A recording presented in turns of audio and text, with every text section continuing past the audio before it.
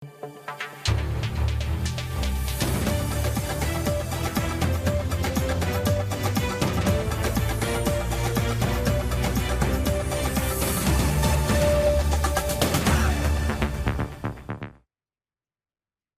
দর্শক, আমি জাফর সাদিক স্বাগত জানাচ্ছি আজকের সম্পাদকীয়তে। বিচার শেষ না হওয়া পর্যন্ত আওয়ামী লীগের সকল কার্যক্রম নিষিদ্ধ করে প্রজ্ঞাপন জারি করেছে সরকার। দলটির নিবন্ধনও স্থগিত করেছে নির্বাচন কমিশন। এদিকে লীগ নিষিদ্ধের দাবিতে গত কদিনের আন্দোলনে বিতর্কিত স্লোগান এবং জাতীয় সঙ্গীত গাইতে বাধা দেওয়ার প্রেক্ষিতে তথ্য উপদেষ্টা মাহফুজ আলমের এক ফেসবুক পোস্টে সরগরম হয়ে ওঠে সামাজিক যোগাযোগ মাধ্যম। একই সময় এনসিপির কয়েকজন শীর্ষ নেতা এ বিষয়ে পোস্ট দেন এবং অফিসিয়াল বিবৃতিতে এনসিপিও যুদ্ধাপরাধের সহযোগিতার অবস্থান স্পষ্ট করার দাবি জানায়।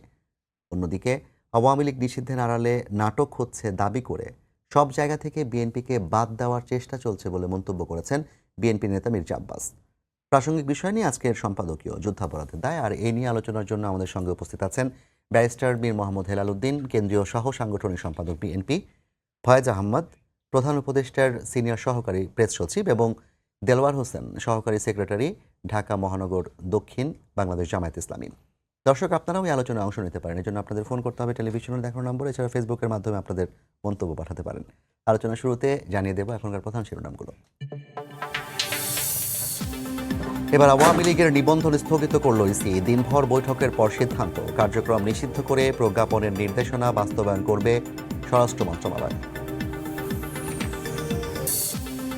দেশ লুটে খেতে বিএনপিকে নিধনের ষড়যন্ত্র চলছে, অভিযোগ মির্জা আব্বাসের। বললেন, অন্য কারো উদ্দেশ্য বাস্তবায়ন করছে অন্তর্বর্তী সরকার।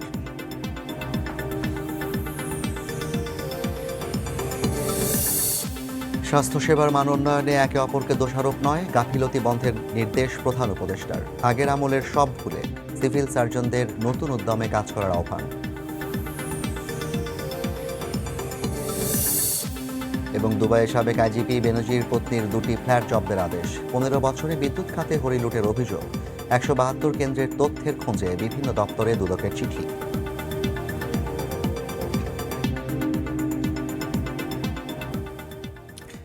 দেলোয়ার ভাই, আলোচনা আপনাকে দিয়ে শুরু করতে চাই, কারণ প্রাসঙ্গিকভাবে মনে হচ্ছে জামায়াত ইসলামীর উপর যে অভিযোগগুলো সাম্প্রতিক সময়ে আসছে সেগুলোর ব্যাখ্যা করার একটা জায়গা আপনার তৈরি হবে। প্রথমত হচ্ছে, আওয়ামী লীগ নিষিদ্ধ হয়েছে। আওয়ামী লীগ নিষিদ্ধ হওয়াতে বিএনপি, জামায়াত থেকে শুরু করে আওয়ামী বিরোধী সমস্ত, ফ্যাসিবাদ বিরোধী সমস্ত শক্তি খুশি হয়েছে এবং আজকে নিবন্ধনও স্থগিত করেছে নির্বাচন কমিশন।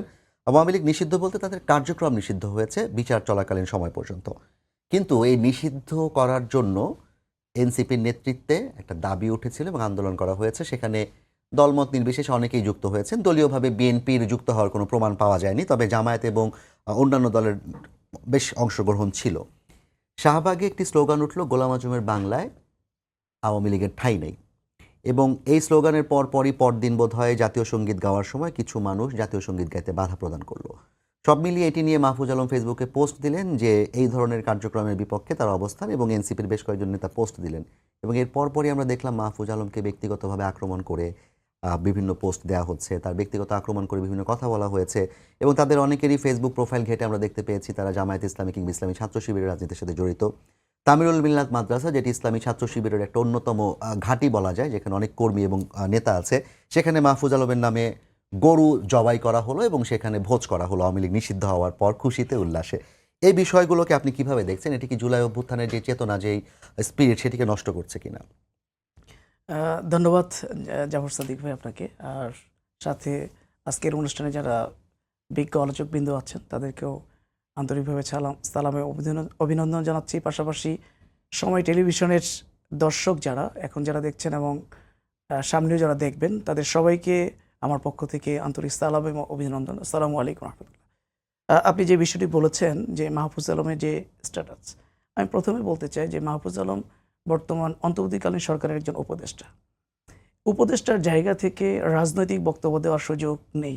তিনি তো কোনো রাজনীতি দল করেন না, সুতরাং রাজনীতির দল না করলে রাজনৈতিক বক্তব্য তার জায়গা থেকে দেওয়াটা এটা প্রাসঙ্গিক না। 2 নম্বর হলো, এখানে আপনি বলেছেন যে আন্দোলনটা আওয়ামী লীগকে নিষিদ্ধ করার জন্য শাহবাগে যে আন্দোলনটা গড়ে উঠেছিল, এটা দলমত নির্বিশেষে মানে ছাত্র জনতার আন্দোলন। এখানে স্পেসিফিকভাবে কোনো রাজনৈতিক সংগঠন সেখানে অংশগ্রহণ করেন নাই। সবাই সবার মতো করে সেখানে তার নিজ দায়িত্বে সেখানে অংশগ্রহণ করেছেন। সেই জায়গায় কে বা কারা একটা স্লোগান দিল, এর দায়িত্ব তো কোনো রাজনৈতিক সংগঠনের উপরে এসে বর্তায় না। কারণ কোনো রাজনৈতিক ব্যানার দিয়ে কেউ ওখানে যান নাই। এখন কেউ যদি এখানে ষড়যন্ত্রমূলকভাবে এই ধরনের কোনো কথা বলে থাকে, এই দায়িত্ব আসলে কোনো রাজনৈতিক সংগঠনের উপরে যায় না। 2 নাম্বার হলো এখানে যে বিষয়টি আসছে যে জাতীয় সঙ্গীত। জাতীয় সঙ্গীতের বিষয়টা এখানে অনেকগুলো ইসলামী দল সেখানে অংশগ্রহণ করেছিল। বাই নেমে না, বাট মানে বলা যায় একজন ছাত্র জনতার কাতারে সকল শ্রেণী পেশার মানুষ এখানে যুক্ত হয়েছিল।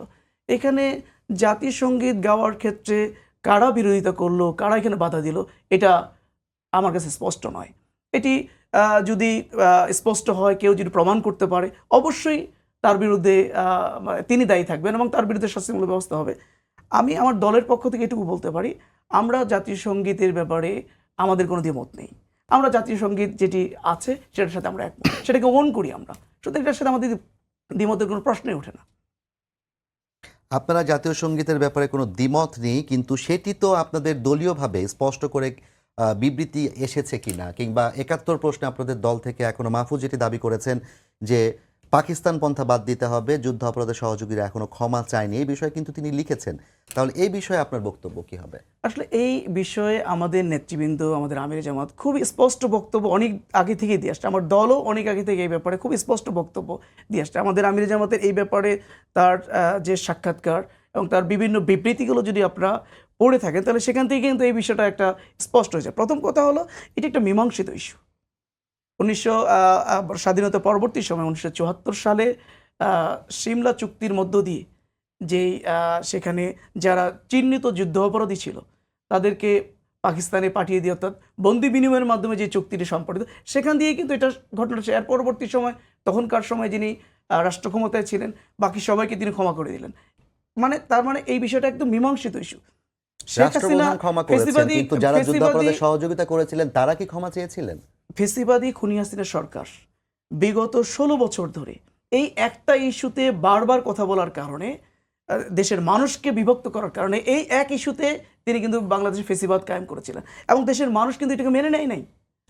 তার এই ইস্যুটাকে দেশের মানুষ মেনে নেয় নাই, যার কারণে কি হলো, একটা পর্যায়ে শেখ হাসিনা সরকারের বিরুদ্ধেও কিন্তু আন্দোলন করে ছাত্রদের। এবং বুঝতে পেরেছি। আমরা জুলাই জাস্ট খালি এতটুকু একটা প্রশ্ন করতে চাই। আপনি বলছেন যে বিষয়টি ভালো না, ফ্যাসিবাদী একটা কায়দায় শেখ হাসিনা আমি মনে কাজটি করি করেছে, যে অনেক কিন্তু লড়াই সংগ্রাম যদি এবং কেউ সমালোচনা করলে তাকে হত্যার হুমকি দেওয়া হয়, এবং তাদের অনেককে আমরা দেখি তারা জামায়াত শিবিরের কর্মী, কিংবা তাদের ফেসবুক পোস্টে সমর্থনের পোস্ট পাওয়া যায়, তারা হত্যার হুমকি দিচ্ছে, তার নামে গরু জবাই হচ্ছে একজন উপদেষ্টার নামে, এটিকে আপনি কিভাবে দেখেন? এটিকে আপনারা দলগতভাবে কোনো ধরনের বাধা কিংবা নিষেধ করেছেন কিনা? আমি অবশ্যই মনে করি এই ধরনের কাজগুলো নিন্দনীয়। ফেসবুকে অনলাইনে কে কিভাবে লিখছেন, তাদের আইডেন্টিফিকেশনটা কি, এটা মানে করাটা, নিশ্চিত করাটা খুবই কঠিন। যার কারণে এটা কে করছেন, এটা গভর্নমেন্টের দায়িত্ব বা আইন শৃঙ্খলা নিয়োজিত যারা দায়িত্বে আছেন তাদের দায়িত্ব হলো কারা এটি করছেন সেটা খুঁজে বের করা। বাট আমি মনে করি এই ধরনের কাজগুলো নিন্দনীয়। জি, দুলাল ভাই, আমি আপনাকে মনে ধন্যবাদ। করি এর সাথে একটু যুক্ত করি, আজকে যারা এই ধরনের বক্তব্য দিচ্ছেন, আবার সেই অনেক আগের যে ইস্যুটি মীমাংসিত ইস্যু, যে ইস্যুতে কথা বলার কারণে যে ইস্যুটা নিয়ে ফেসিবাদের কায়েম হয়েছিল, সেই একই ইস্যু যদি আবার নতুন করে তোলা হয়, তাহলে যে এত রক্তক্ষয়ী আন্দোলনের মধ্য দিয়ে, জীবনের বিনিময়ে, ত্যাগের বিনিময়ে আমরা যে নতুন একটি বাংলাদেশ পেলাম, আবার নতুন করে বাংলাদেশের স্বপ্ন আমরা দেখছি, এটা কিন্তু ভুলণ্ডিত হবে। জি, আমি মনে করি ধন্যবাদ। কেউ ষড়যন্ত্রমূলকভাবে পরাজিত আওয়ামী লীগ শক্তি এই কাজটা করা। ধন্যবাদ দেলোয়ার ভাই আপনাকে। ফয়েজ আহমেদ, আপনার কাছে আসতে চাই। যেটি দেলোয়ার ভাই বললেন যে উপদেষ্টার জায়গা থেকে তিনি যে স্ট্যাটাসগুলো দিয়েছেন সেটিকে তিনি রাজনৈতিক বলে অভিহিত করতে চাচ্ছেন। আপনার কাছে কি মনে হয়, এগুলো কি আসলে রাজনৈতিক বক্তব্য, নাকি এটি তার ব্যক্তিগত একটা অবস্থান, যেটি কিনা ৭১ এবং ২৪কে মুখোমুখি দাঁড় করানোর যে প্রয়াসটি চলছিল মাঝে আমরা দেখেছিলাম, তার বিরুদ্ধে তার একটা প্রতিবাদ? জি, আপনাকে ধন্যবাদ। সহ-আলোচকদের শুভেচ্ছা, যারা দেখছেন তাদেরও শুভেচ্ছা। প্রথম কথা হচ্ছে যে একজন উপদেষ্টা কি ব্যক্তিগত প্ল্যাটফর্ম থেকে, ওনার ফেসবুক হ্যান্ডেল বা সোশ্যাল মিডিয়া হ্যান্ডেল থেকে কী ধরনের বক্তব্য বিবৃতি দিবেন, এটা একান্তই তার ব্যক্তিগত বিষয়। সেই ব্যক্তিগত বিষয়টি নিয়ে অন্তত আমার পক্ষে কোনো মন্তব্য করা উচিত নয়, এই কারণে আমি প্রধান উপদেষ্টার প্রেস উইংয়ে কাজ করি। সুতরাং ওই এরিয়াটাই বেসিক্যালি আমার নয়। তারপরেও আপনার যে বিষয়টি সরকারের সিদ্ধান্ত, সেটা প্রপার ওয়েতেই সরকারের সিদ্ধান্ত সরকারের চ্যানেলেই জানানো হয়, বা যে বক্তব্যটি সরকারের সে বক্তব্যটি যথাযথ নিয়ম মেনেই সরকারের পদ্ধতি অনুযায়ী জানানো হয়। এর বাইরে উপদেষ্টাদের ব্যক্তিগত অপিনিয়ন থাকতে পারে। আর একটা সাধারণ জায়গা থেকে আমি যদি বলি, সেটা হচ্ছে অভ্যুত্থান পরবর্তী যে সরকার, এই সরকারের যে উপদেষ্টা পরিষদ, এটি একটি মিশ্র ধারণার উপদেষ্টা পরিষদ, এটি একটি পরিস্থিতির সরকার।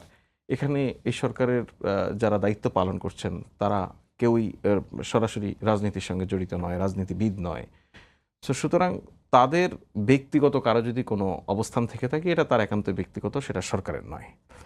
এখন আপনি যে কথাটা বলছেন যে ৭১ এবং ২৪কে মুখোমুখি দাঁড় করানোর চেষ্টা, এই ৭১ এবং ২৪কে মুখোমুখি দাঁড় করানোর চেষ্টাটা কিন্তু আজ নয়। আমরা এটা যখন ২০২৪ সালের জুলাইয়ে ছাত্র জনতার আন্দোলন চলছিল, সে সময় নির্বিচারে নিরস্ত্র মানুষের উপরে যখন ফ্যাসিবাদী হাসিনা তার নির্দেশে তার বাহিনী, তার সরকারি বাহিনী এবং তার দলীয় বাহিনী নির্বিচারে গুলি করছিল, সে সময় এটাকে জাস্টিফাই করার চেষ্টা করেছে যে এরা স্বাধীনতা বিরোধী শক্তি হিসেবে। এই তকমাটা লাগিয়ে দিয়ে মানুষ হত্যার এক ধরনের লাইসেন্স তারা নিতে চেয়েছিল, হত্যা করেছিল। সো ৭১ এবং ২৪কে যারা মুখোমুখি দাঁড় করানোর চেষ্টা করবেন বা চেষ্টা করেন, তাদের অভিপ্রায়টা পরিষ্কার, তারা কি করতে চান আসলে। ৭১-এ বাংলাদেশের মহান মুক্তিযুদ্ধের মধ্য দিয়ে যে স্বাধীনতার অর্জন, সেই স্বাধীনতা কোনো অর্থেই এই কারণে অর্জিত হয়নি যে কেউ নির্বিচারে গুম করবে, হত্যা করবে, খুন করবে, বিনা ভোটে রাষ্ট্র ক্ষমতা দখল করে রাখবে, মানুষের ভোটাধিকার বঞ্চিত করবে। এই সবগুলি ঘটনার প্রেক্ষাপটেই কিন্তু জনবিস্ফোরণ, যেটা সেই জনবিস্ফোরণের যে আউটকাম, সেটা হচ্ছে ২০২৪ সালের ৫ আগস্ট।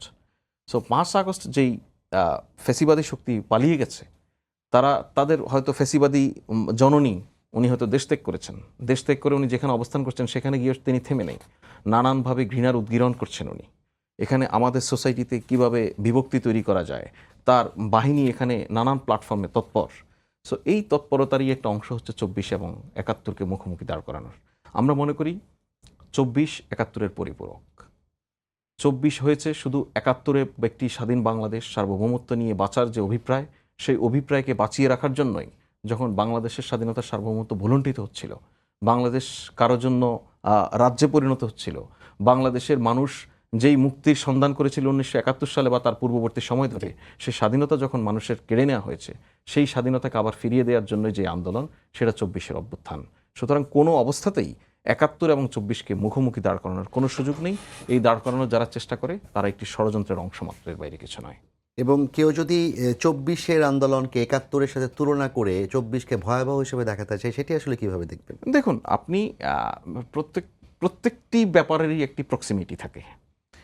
আপনি সমাজের একটি বিশৃঙ্খলা আপনার কাছে বিশৃঙ্খলা হিসেবে মনে হবে, কিন্তু আপনার পরিবারের সেই বিশৃঙ্খলাটাকে আপনার কাছে কিন্তু সমাজের বিশৃঙ্খলাকে যতটা আপনি নমনীয় করে দেখতে পারেন, পরিবারে যখন আসে সেই ঘটনা, তখন আপনার কাছে এটা খুব কঠিন মনে হয়। আপনার একটি বাজে অভিজ্ঞতা আপনার কাছে একটি বড় ঘটনা, সেটা আমার কাছে হয়তো বড় ঘটনা নয়।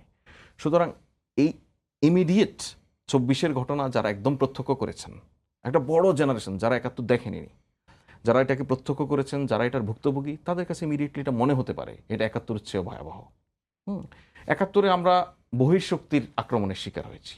২৪-এ আমরা নিজ ঘরে থাকা, এটাও বহিঃশক্তি, বাইরের শক্তি দিয়ে এই ইন্ধনে এরা টিকেছিল, তাদের হামলার শিকার হয়েছি, তাদের অত্যাচারের শিকার হয়েছি, তাদের হাতে খুন হয়েছি। সুতরাং আবেগের কারণে কেউ যদি একদম, আমি যেটা বললাম প্রক্সিমিটি জায়গা, কেউ যদি তার নিজের সঙ্গে রিলেট করে বলে, একজন যখন ২৪-এর যোদ্ধা, ২৪-এর শহীদ, তার পরিবার যেমন, তার সন্তান হারানোর বেদনা যেমন, ৭১-এর শহীদের কাছে, তার মা বাবার কাছে তারও সন্তান হারানোর বেদনা কিন্তু একই রকম। সুতরাং কোনো মা, কোনো বাবা যদি এই সময়ে এসে বলে যে এইটা আরো ভয়াবহ ছিল, তাহলে আপনি কোনো জায়গায় আপনি তুলনা করেন না। আপনি ১৯৭১ সালের মহান মুক্তিযুদ্ধের সময় কিন্তু বাংলাদেশের থানা পুলিশগুলি বন্ধ হয়ে যায়নি, এ সময় বন্ধ হয়েছে ২৪-এ এসে। এটা একটা ঐতিহাসিক ঘটনা। সুতরাং আমরা এখানে রাষ্ট্রের সকল বাহিনীকে কিভাবে ব্যবহার করেছি নিজ দেশের নিরস্ত্র মানুষের বিরুদ্ধে। সুতরাং কোনো জায়গায় যদি আমি পয়েন্ট টু পয়েন্ট ধরে তুলনা করি, কোনো জায়গা তো ২৪-এ এসে শেখ হাসিনার ফ্যাসিবাদী আচরণ, ৭১-এর যে পাকিস্তানি হানাদার বাহিনীর আক্রমণ, সেটাকেও ছাড়িয়ে গেছে না। সুতরাং এই জায়গা থেকে কেউ যদি তার একদম নিজের উপলব্ধির জায়গা থেকে, সন্তান হারানোর জায়গা থেকে, একজন মা যদি এই কথাটা বলেন, একজন ভাই যদি এই কথাটা বলেন, সেটাকে আপনি খুব বেশি আবেগের জায়গা থেকে উপেক্ষা করতে পারবেন না। কিন্তু কোনো অবস্থাতেই 24কে 71 দিয়ে তুলনা, এই জিনিসটা লজিক্যাল না বলছি আমরা এই কারণে যে 24টা 71-এর পরম্পরা আসলে। 71-এ যে স্বাধীনতা আমরা চেয়েছিলাম সেটা অপূর্ণ ছিল বলে একটি 24 হয়েছে, না হলে হতো না। জানি, ধন্যবাদ ফায়াদ ভাই আপনাকে। হেলাল ভাই, অনেকক্ষণ পর আপনার কাছে আসতে পারলাম। বিষয় হচ্ছে আওয়ামী লীগ নিষিদ্ধ হওয়াতে বিএনপি সবচেয়ে খুশি, এমন মন্তব্য বিএনপি নেতাদের কাছ থেকে এসছে। কিন্তু আমি এখানে বসে অনেককেই প্রশ্ন করেছি যে আওয়ামী লীগ নিষিদ্ধের ব্যাপারে আপনাদের অবস্থান কি? অবস্থান কিন্তু কেউই আসলে সেভাবে পরিষ্কার করেন নাই যে বিএনপির কোনো দাবি, বরঞ্চ বলেছে এটা জনগণ এবং সরকার চিন্তা করবে। এখন এই পর্যায়ে এসে বিএনপি দাবি করেছে যে আওয়ামী লীগ নিষিদ্ধটা তাদের একটা বড় অর্জন এবং মির্জা ফখরুল ইসলাম আলমগীর, মির্জা আব্বাস থেকে সবাই এটি করেছে। আজকে মির্জা আব্বাস সাহেব যে একটা ইন্টারেস্টিং দাবি করেছেন যে বিএনপিকে সব জায়গা থেকে বাদ দেওয়ার একটা প্রচেষ্টা চলছে। আওয়ামী লীগ নিষিদ্ধের এই সময় এসে হঠাৎ করে মির্জা আব্বাস সাহেবের এই উক্তির কারণটি কি মনে হয়? আপনাকে ধন্যবাদ, বিজ্ঞ সহ-আলোচকদেরকে অভিনন্দন এবং শুভেচ্ছা, এবং দর্শকদেরকেও শুভেচ্ছা। মির্জা আব্বাস সাহেব যা বলেছেন এটা ওনার ব্যক্তিগত মতামত। এটা উনি কী উদ্দেশ্যে বলেছেন এটা হয়তো উনি সবচেয়ে বেশি এক্সপ্লেন করতে পারবেন। তবে আপনি একটা কথা বললেন যে আওয়ামী লীগের ব্যাপারে বিএনপির সিদ্ধান্ত কী ছিল। বিএনপির সিদ্ধান্ত খুব পরিষ্কার ছিল, এবং বিএনপি এটা লিখিতভাবেও সরকারকে জানিয়েছে যে আওয়ামী লীগের যেহেতু আইসিটি থেকে একটি ধারা বাদ দেওয়া হয়েছিল, দলীয়ভাবে কোনো বিচার হবে না, তাহলে যেটা নেক্সট স্টেপ আমাদের লোকাল মানে প্রচলিত আইনে যেটা ব্যবস্থা ছিল যে দোষীদের অতি শীঘ্রই বিচারের আওতায় আনা বা আইনের আওতায় আনা এবং বিচার কার্যক্রমটাকে দৃশ্যমান করা।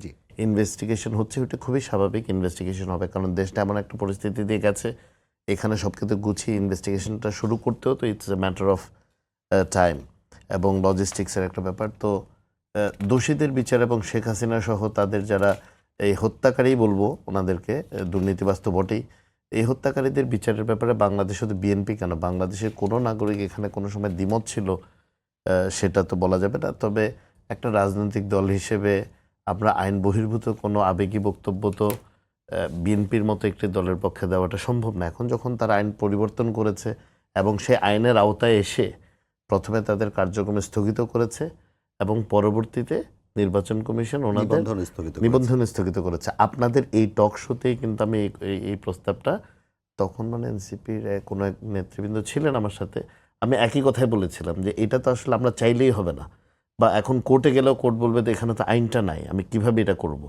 তো এখন যে প্রসেসটা করেছে আমার মনে হয় এটা সঠিক প্রক্রিয়া, এবং এটাতে সরকারও বিতর্কিত হবে না আমাদের কারণ আমাদের সব কিছু কিন্তু কেউ না কেউ মনিটর করছে। তো এই যেই আমাদের ডেভেলপমেন্ট পার্টনার্সগুলো যেখানে আছে এদের সাথেও তো আমাদের কিছু যেহেতু বাণিজ্যিক সম্পর্ক আছে, আমাদের এদের সাথে অনেক কিছু আলাপ আলোচনা করছে এবং করতে হচ্ছে। জি, তো সেই ক্ষেত্রেও আমাদের দেশের যে আইনের কাঠামোর মধ্যে যখন একটা কাজ হয় সেটা নিয়ে বিতর্ক থাকে না। আমি একটা জিনিস একটু সাপ্লিমেন্ট করি, 71 এবং 24 এই কথাটা কিন্তু আসলে খুবই বিব্রতকর, এবং এটা আমার মনে হয় না যে এই কথাটা কোনো মতেই আসা উচিত। তা আসছে কেন আমি যদি একটু বলি, এটা অপ্রিয় কথা কিন্তু এটা আমার একটু বলতে হবে। এই যে একটা খসড়া দিল, খসড়ার মধ্যে লিখলো মহান মুক্তিযুদ্ধের 71 এবং 24-এর, এবং 24 এখানে আসতে এইভাবে পারে না 71-এর সাথে সাথে। ওটা যদি আনতে হয়, গণঅভ্যুত্থান আরও হয়েছে, 90-এর গণঅভ্যুত্থান হয়েছে, 75-এর সিপাহি বিপ্লব হয়েছে, 71টাকে 71-এর জায়গায় রাখতে হবে। আমাদের আবেগ কিন্তু 71কে ছোট করতে পারে। আমরা 71 দেখিনি, কিন্তু 71 সম্পর্কে আমরা কেউ জানি না, জি, এই কথা বলাটা তো সমীচীন হবে না। এই যে একটা মানে মনে করেন প্রাপ্তবয়স্কই ধরি, যারা এর চেয়ে 18 নিচে, এদেরকে তো আর আমরা ওইভাবে করে জবাব দিতে আওতাতে পারবো। বাট 18 ঊর্ধ্ব যে কোনো ব্যক্তি বাংলাদেশের স্বাধীনতা ইতিহাস জানে না, 30 লক্ষ শহীদের ইতিহাসের কথা জানে না, কত মানুষের সম্ভ্রমহানি হয়েছে জানে না, কী ধরনের নৃশংসতা হয়েছে জানে না। এটা আমার কাছে খুব একটা গ্রহণযোগ্য লজিক আমার মনে হয় না। আমার মনে হয় 71 is the single most important event in the history of Bangladesh, যেখানে বাংলাদেশ নামক একটা দেশের জন্ম হয়েছে। পরবর্তীতে আই এগ্রি যে এইটারই স্পিরিটটা, চেতনা শব্দটা তো ধ্বংস হয়ে গেছে, ওটা ইউজ করতেও খারাপ লাগছে। তো 71-এর আমাদের যেই কারণে আমাদের লক্ষ লক্ষ শহীদের রক্তের বিনিময়ে যে স্বাধীনতা অর্জিত হয়েছিল, যে স্পিরিটটা ছিল, এটা বাংলাদেশের ধারাবাহিকভাবে কিন্তু বিভিন্ন দল, জনগণ একসাথে, ছাত্ররা সহ মিলে অভ্যুত্থান করেছে। এরশাদের স্বৈরাচার পতন হয়েছে, ফ্যাসিস্ট হাসিনারও পতন হয়েছে। যুগে যুগে কালের সাথে সাথে ফ্যাসিজমের অত্যাচার এবং নৃশংসতার মাপটা বেড়েছে, কিন্তু ইকুয়েট করাটা এটা খুবই অন্যায় হবে। ৭১ সবসময় ৭১ থাকবে। অবশ্যই ২৪-এর যে গণঅভ্যুত্থান, এটি বাংলাদেশের ইতিহাসে অত্যন্ত গুরুত্বপূর্ণ একটি দিবস এবং একটি অধ্যায় হয়ে থাকবে, এবং এটি আমাদের পুরো জাতির জন্য একটি গৌরবময় অধ্যায়, কারণ পুরো জাতিটা একটা পয়েন্টে একত্রিত হয়েছে এবং একমত হয়েছে। কিন্তু পরবর্তী সময়ে যেটা আমরা দেখছি, খুবই তুচ্ছ কিছু বিষয় নিয়ে এই যে ৭১-এর যে স্পিরিটটা ছিল, পুরো বাংলাদেশ একমত। এখন আমার কেন জানি মনে হচ্ছে যে পুরো বাংলাদেশি সবাই যে যার মতো করে একটি মতবিরোধে বা মত পার্থক্যে যাচ্ছে, যেখানে আসলে আমি যদি ডিপলি চিন্তা করি, এখানে কিন্তু সবার লক্ষ্য একটি সুন্দর হেলাল ভাই, আমাদের গণতান্ত্রিক বাংলাদেশ সময় যেহেতু একটু প্রতিষ্ঠা কম, করা। আমি আরেকটা প্রশ্ন করতে চাই। যেহেতু আপনি বললেন যে ৭১ আমাদের জীবনে একটা অন্যতম গুরুত্বপূর্ণ ঘটনা, সিঙ্গেল মোস্ট। এবং ২৪ সালে যে অপরাধ আওয়ামী লীগ করেছে তার দায় আওয়ামী লীগের সন্ত্রাসী কার্যক্রম এবং তারা যে গুম, খুন, হত্যা, নির্যাতন, লুণ্ঠন করেছে, এবং ২০০৯ সাল থেকে টানা হয়েছে। আওয়ামী লীগের আগের আমলগুলোকে কিন্তু এই প্রজ্ঞাপনে টানা হয়নি। তাহলে ৯ থেকে ২৪ পর্যন্ত আওয়ামী লীগের অপরাধের কারণে আওয়ামী লীগের কার্যক্রম নিষিদ্ধ করলাম। তাহলে কেউ কেউ প্রশ্ন করছেন, এবং রাজনৈতিক দলের কোনো নেতাও প্রশ্ন করছেন, সম্ভবত বিপ্লবী ওয়ার্কার্স পার্টির সাইফুল হকও প্রশ্ন করেছেন, যে যদি আওয়ামী লীগের কার্যক্রম নিষিদ্ধ হয় এই অপরাধের কারণে, গুম, খুন, নির্যাতনের কারণে, জামায়াত ইসলামীর কার্যক্রমের ব্যাপারে আমরা কি সিদ্ধান্ত নিব? এই বিষয়ে আসলে বিএনপির অবস্থান কি? জামায়াত ইসলামী বাংলাদেশের তো এখনো নিবন্ধন পুনর্বহাল হয়েছে কিনা আমি এখনো শিওর না, মনে হয় না এখন পর্যন্ত। আমরা যেভাবে বলছি যে আওয়ামী লীগ রাজনৈতিক দল হিসেবে যে অপরাধগুলো করেছে ৭১-এর, এবং তারা এটার জন্য ক্ষমা চাইতে হবে রাজনৈতিক দল হিসেবে, এবং তাদেরকে অবশ্যই বিচারের আওতায় আসতে হবে। তো ৭১-এর যে ঘটনা ঘটেছে, এটার ব্যাপারেও তো মানুষে হয়তো একটা এরকম আশা করতে পারে যে একটা ফর্মাল অ্যাপোলজি, যে হ্যাঁ, it was a bad incident, bad decision, এটা একটা অপরাধ সংগঠিত হয়েছে এই জন্য। এবং আমার মনে হয় না এই যারা এখন এই রাজনীতির সাথে যুক্ত, অধিকাংশই কিন্তু সেই সময় রাজনীতি করেছে বলে আমার মনে হয় না। না, সেই বয়স এখন আসলে এখন নেই টিকে থাকার অনেকের। কথা না। হ্যাঁ, তো এইটাতে আমার মানে আমি জানি না রাজনৈতিক, আমি am not going into any debate. এটা তো প্রতিষ্ঠিত যে এই ঘটনাগুলো ঘটেছিল ৭১-এ। তো একটি ঘটনা যেটা ওনারাও এখন একসেপ্ট করেন না, ওনারা যেটাকে ওন করেন না, ওনারা স্বাধীন বাংলাদেশকে ওন করেন, বাংলাদেশের স্বাধীনতা সার্বভৌমত্বকে ওন করেন, বাংলাদেশের জাতীয় পতাকাকে ওন করছেন, বাংলাদেশের জাতীয় সঙ্গীতকে ওন করছে। সেখানে এরকম একটি স্টেটমেন্ট আসলে খুব বেশি রাজনৈতিক ক্ষতি হবে এটা আমার মনে হয় না। জি। এবং তখন ওই বিতর্ক, যে বিতর্কগুলো ওনারা বারবার তুলছেন, তাহলে এটা নতুন প্রজন্মের যারা জামাত ইসলামী বাংলাদেশের রাজনীতির সাথে জড়িত হচ্ছেন, আমার মনে হয় তারা এটা থেকে কিছুটা স্বস্তি পেতে পারেন। জি, অনেক ধন্যবাদ হেলাল ভাই। ফয়েজ ভাই, হেলাল ভাই যে কথাটি বললেন যে বিএনপি কোনো অনৈতিক দাবি নিয়ে আসলে আন্দোলন করতে পারে না, আওয়ামী লীগ নিষিদ্ধের যে প্রক্রিয়াতে এনসিপি সহ অন্যান্য ছাত্রদের আন্দোলন কিংবা জনতার যে আন্দোলন ছিল সেখানে বিএনপি জন্য অংশগ্রহণ করেনি। তাহলে সরকার কি আসলে একটা অনৈতিক দাবি, হেলাল ভাইয়ের কথা অনুযায়ী যে রাস্তায় যে আন্দোলন করে যে দাবিটা আদায় করা অনৈতিক হয়েছে, বলি নাই, আমি বলছি আইন, মানে আইন তখন তো আইনের বহির্ভূত, প্রভিশন হ্যাঁ। ছিল না। So সেই নৈতিকতা, জায়গায় নৈতিকভাবে তো না, অবশ্যই তারা ব্যান্ড না, হয়। আইন বহির্ভূত অনৈতিক যদি আমি বলি, নাই। যদি আইন বহির্ভূত একটা দাবিতে বিএনপি যায়নি, তাহলে কি সরকার একটা আইন বহির্ভূত দাবি চাপের মুখে মেনে নিয়েছে? না, এখানে হেলাল ভাইয়ের এখানে একটু ক্ল্যারিফাই করি আমি। কোনো দলকে এক্সিকিউটিভ অর্ডারে নিষিদ্ধ করার আইন তো ছিলই।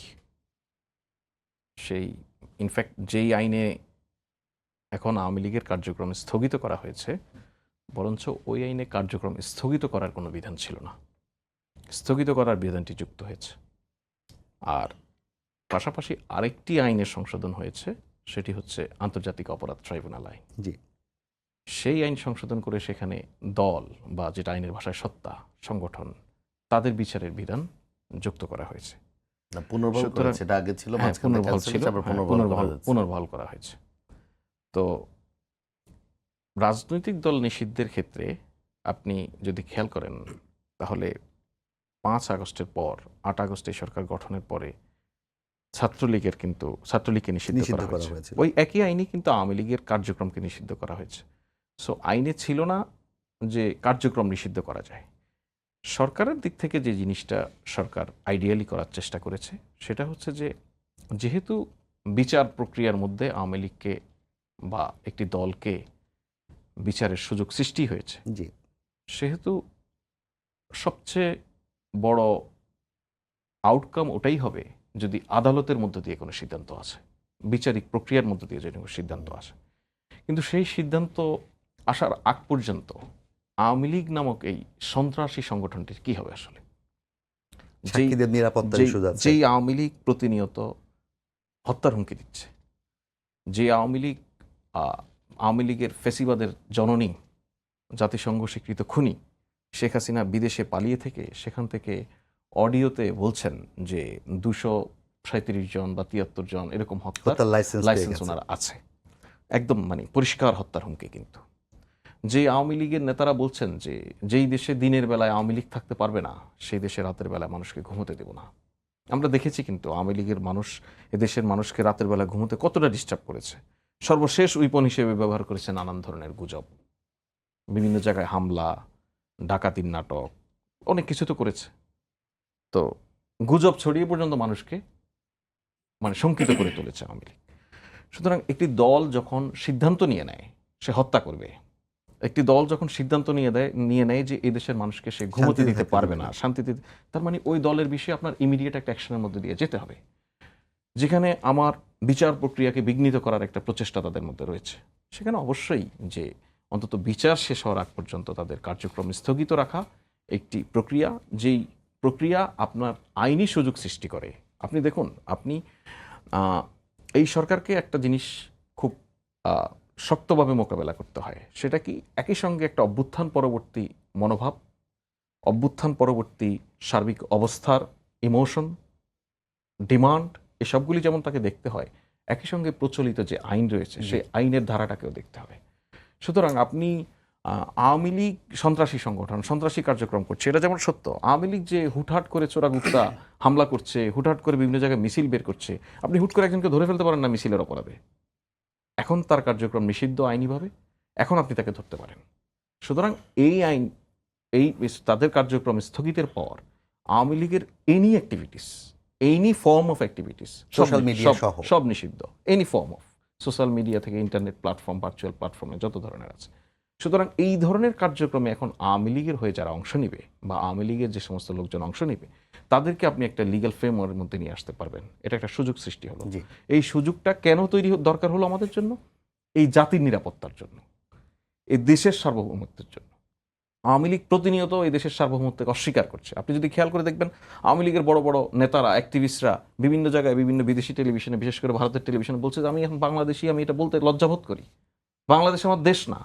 তার মানে কি? আপনি দেখুন, যতদিন এই দেশটাকে লুটে পুটে খেতে পেরেছে, যতদিন এই দেশের নিরস্ত্র নিরীহ মানুষকে আয়না ঘরে নিয়ে বন্দি করে রাখতে পেরেছে, যতদিন এই দেশের ব্যাংকিং সেক্টর টোটাল ইকোনমিকে কলাপস করে দিতে পেরেছে, নিজেরা ফুলে ফেপে অনেক বড় হতে পেরেছে, ততদিন এই দেশটা ওনাদের ছিল। ফয়েজ ভাই, আমাদের সময় একদম শেষ। আমি একটু দেলোয়ার ভাইকে যেতে চাই। দেলোয়ার ভাই, আপনি একটু বলবেন, যেটি হেলাল ভাই বললেন যে ক্ষমা চাওয়ার একটা বিষয় প্রাতিষ্ঠানিকভাবে এবং দলীয়ভাবে, আরেকটি ইস্যু হচ্ছে আপনাদের দলের নিবন্ধন কিন্তু এখনও ফিরিয়ে দেওয়া হয়নি, 1 নম্বর। 2 নম্বর, আপনাদের একজন নেতা এটিএম আজহারুল ইসলামের সম্ভবত লিভ টু আপিলের শুনানি এই মাসে আছে এবং সেখানে বোধহয় একটা আপিলও করা হয়েছে যে আগের যে বিচারগুলো হয়েছে সেগুলোতে কোনো ধরনের ঘাটতি আছে কিনা সেটি যাতে দেখা হয়, এই বিষয়ে একটা আপিল করা হয়েছে।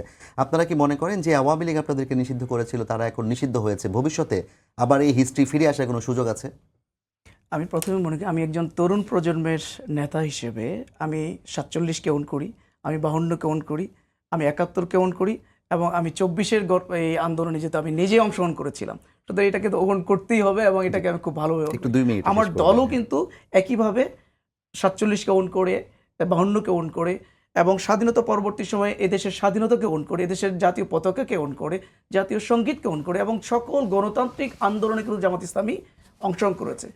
শুধুমাত্র 14 এবং 24-এর নির্বাচন ব্যতীত প্রত্যেকটা গণতান্ত্রিক নির্বাচনে কিন্তু জামাত ইসলামী অংশগ্রহণ করেছে এবং একই সাথে এখানে গণতান্ত্রিক শক্তিগুলোর সাথে কাঁধে কাঁধ মিলিয়ে কিন্তু আন্দোলন করেছে।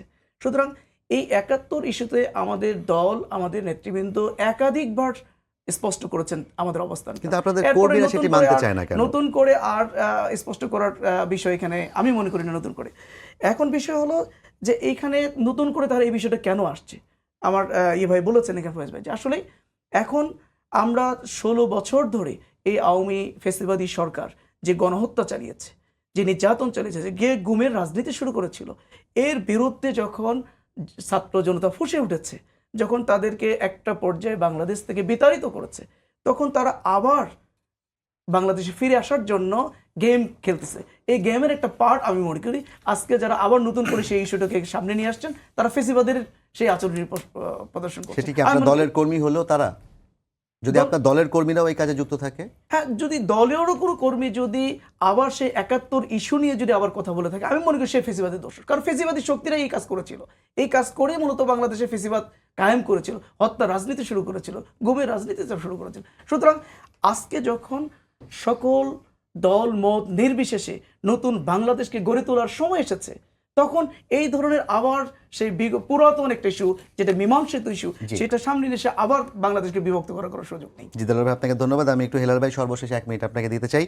আগামীর দিনে আসলে আওয়ামী লীগ ছাড়া যে রাজনীতির মাঠ, সেই রাজনীতির মাঠে আসলে আপনাদের সম্ভাবনা কেমন এবং ভবিষ্যৎ কি দেখছেন রাজনীতির? আমি রাজনৈতিক ভবিষ্যৎ বলতে আমি যেটি বলি, আমাদের কি সম্ভাবনা বা অন্য দলের কি সম্ভাবনা সেটা না। আমি যেটা একজন রাজনৈতিক কর্মী হিসেবে আশা করি, অভিপ্রায় আমার, প্রত্যাশা আমার বা প্রত্যয় আমার, সেটা হচ্ছে স্বাধীনভাবে বাংলাদেশের সবাই যেন নিজের মত প্রকাশের স্বাধীনতা পায়।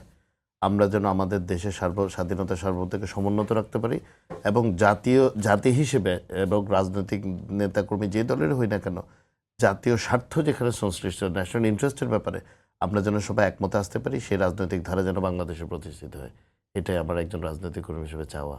অনেক ধন্যবাদ হেলাল ভাই। ফয়েজ ভাই, যদি আপনি কিছু বলতে চান 30 সেকেন্ডে। না, আমি মনে করি যে একটা বিষয় আপনারা যেটা আলোচনা করছেন বা নানানভাবে হচ্ছে যে রাজনৈতিক দলগুলি দ্বিধাবিভক্ত। দেখুন, 5 আগস্ট পরবর্তী বাংলাদেশের রাজনৈতিক প্রেক্ষাপট কিন্তু কমপ্লিটলি ভিন্ন। এখানে বিএনপি বলেন, জামাত বলেন, এনসিপি বলেন বা অন্যান্য পলিটিক্যাল পার্টিজ বলেন, তাদের নিজ নিজ রাজনৈতিক বয়ান আছে, রাজনৈতিক মতাদর্শ আছে, তাদের সুনির্দিষ্ট টার্গেট ভোটার আছে। সো সবাই তার নিজ নিজ উইনিংয়ের জন্য সবাই নিজ নিজ বয়ান নিয়ে সামনে হাজির হবে। কিন্তু এই রাজনীতিটাকে আমি খুবই ডেমোক্রেটিক দেখি। হ্যাঁ, এইটা কোনোভাবেই, আপনি আজকে বাংলাদেশের সার্বভৌমত্বের ইস্যুতে আসেন, বাংলাদেশের গ্রেটার ইন্টারেস্টের বিষয়, সবাই এক। আমরা কিন্তু রাজনীতিতে এই ঐক্যটাই চাই, যেখানে আমার দেশের মানচিত্র সবার কাছে নিরাপদ থাকবে। যে আমাদেরও প্রত্যাশা যে জাতি হিসেবে আমাদের যে অস্তিত্ব, আমাদের যে গৌরব, সেই গৌরবকে ধরে রেখে আমাদের আগামী রাজনীতিটি পরিচালিত হবে এবং জাতীয় ঐক্যের প্রশ্নে আসলে বাংলাদেশের রাজনীতিবিদ, সাধারণ জনতা কোনোভাবেই দ্বিধাবিভক্ত হবে না। এই প্রত্যাশা রেখে সবাইকে ধন্যবাদ জানিয়ে শেষ করছি আজকে সম্পাদকীয়। আগামীকাল আবারও দেখা হবে একই সময়। শুভরাত্রি।